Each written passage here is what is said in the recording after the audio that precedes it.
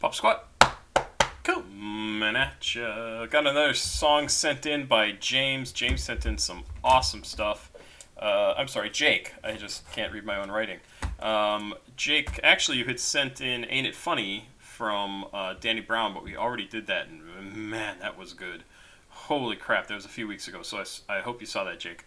But instead of doing that one, we're going to do another Koreatown Oddity, which I think was some of the first stuff that you had suggested, and this was further down on the list, a track called Ginkabiloba, which I love to say, Ginkabiloba, and always have, although I think it's supposed to be 2 words.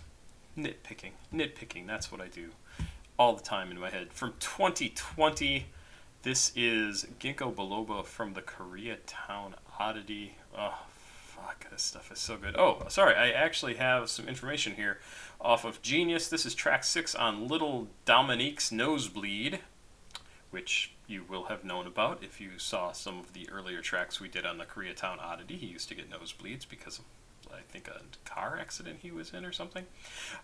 Features Taz Arnold. Don't know Taz Arnold. Let's see what Genius has to say about Taz Arnold. Member of the alternative hip-hop group. That would be interesting. A hip-hop group, Sarah. Taz Arnold, a.k.a. Jesus, I can't talk, a.k.a. Tisa, is a record producer who received major acclaim for his work on Kendrick Lamar's 2015 album, To Pimp a Butterfly. Interesting. Very cool. But here he is working with the Koreatown Oddity in 2020. This is, let's see, this is listed as rap, jazz rap, sorry, my phone is making noise. Rap, jazz rap, West Coast, and underground hip-hop.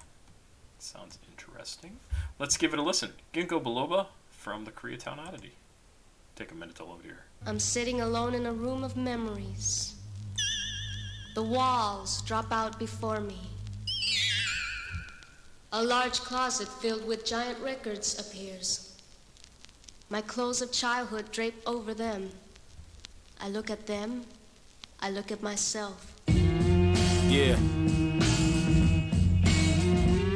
When I was eating honey barbecue wings from the Colonel, I'm picking Michelangelo playing Ninja Turtles, and that's in video games or action figures. 2 pairs of nunchucks, y'all niggas don't want none. Foot Clan stepped up, we made them regret it. Leave them running with their tails tucked back to the shredder.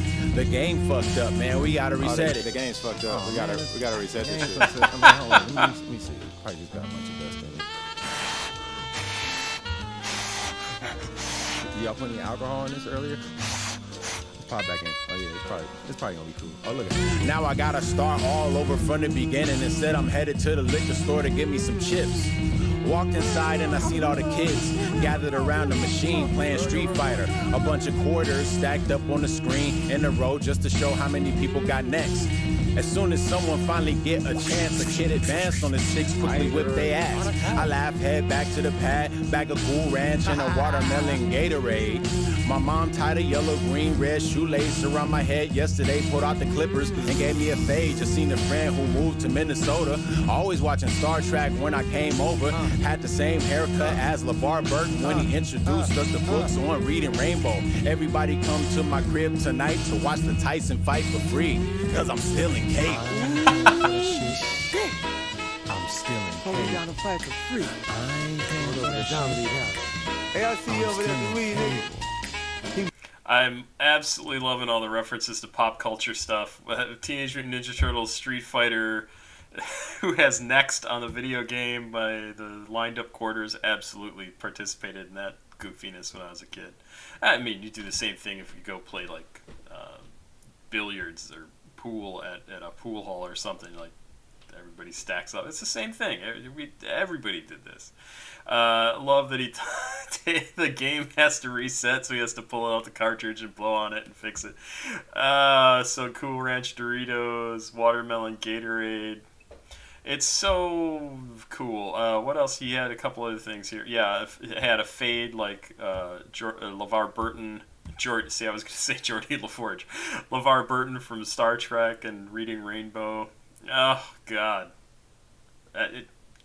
The more we have the same information distributed to everybody everywhere, like Star Trek, like video games, the more we're gonna have in common with each other, because they make those things to appeal to all of us, and we're gonna have more in common. It's just that whole one world culture that I talk about all the time. I think it is so fascinating, and he is hitting all the nails, right? Like every single topic he can talk about, he's talking about. Steel and cable, right? Oh God, it's just, this is cool. I'm still in Cape. The kid next door hit me in the face with a rock. Had to tilt my mom, wipe my face off with a cloth. She said, go outside and do something about it. I grabbed my little skateboard, smacked the shit out of him. The ranchetta played louder every hour. Listening to death certificate skits, Robin Lynch, James Brown radio mix stuck in the deck. Hop fences, shoot on courts with hoops and no nets. Couple garter snakes round the neck as pets. WWF. That's leg locks and off the top rope. Red Fox, you big dummy Lamont. Got quotes, get caught, my pop's game so obviously. Had an older sister, lived across the street. Ironically, be where we first meet. He graduated from Sidewalk University. HUSTLING. Oh, hey, what's happening, brother? Oh, yeah, man, look, yeah, you know, like answer your page. I know you go blowing up out these streets, doing your thing. Oh, these clean whips. So you got little man with you. What happened, little man? Yeah, that's a bad bitch you got going on. I see you working. Here, let me just get my half to you. You know what I'm saying? That's a couple $1 short, but you know, I got you. You know I'm good on it. All right, baby. Oh, yeah, I'm gonna head up on out of here, okay? Man, that's cool. Just absolutely encapsulates a certain period of time in his life, right? And it's a few years after me, because when I was 16, 17 years old, like, that was the beginning of Teenage Mutant Ninja Turtles. That was when it was still a black and white comic and hadn't yet become the phenomenon that it has over the last 30, 40 years. Oh my God, so cool. So cool. And by the way, the original TMNT comics, much more violent and bloody and deadly than the cartoons, obviously. Like, you would read that comic and go, they turned this into a kid's thing. And that's really interesting. But hey, it made Eastman and Laird lots and lots of money. This was amazing. This was so very cool. I love it. I don't know why it's called Ginkabiloba. Why is it called? I feel really bad because yesterday I did a song, Be a Man? Yeah, Be a Man by Glock 40 Spaz, and I completely spaced out that the song was called Be a Man, and he says in there, my mom says I'll never be a man, and I didn't talk about it, and I feel fucking awful about it because that was obviously the most important line in the song because he named the song after it. My mom said I'd never be a man. So now I look at the titles and I'm like, okay, why does he talk about Ginkabiloba? I think it's just a cool word. It's probably something from that time period. I have no idea. I don't know. Don't ask me. That's it for now. I love this. Jake, man, I really, I gotta download some Koreatown Oddity. Love it. I absolutely love this guy's stuff. Pop Squat. Check it out. Please like, subscribe, and share. It's all down here. You know where it is. The show more section. Description. Bye-bye.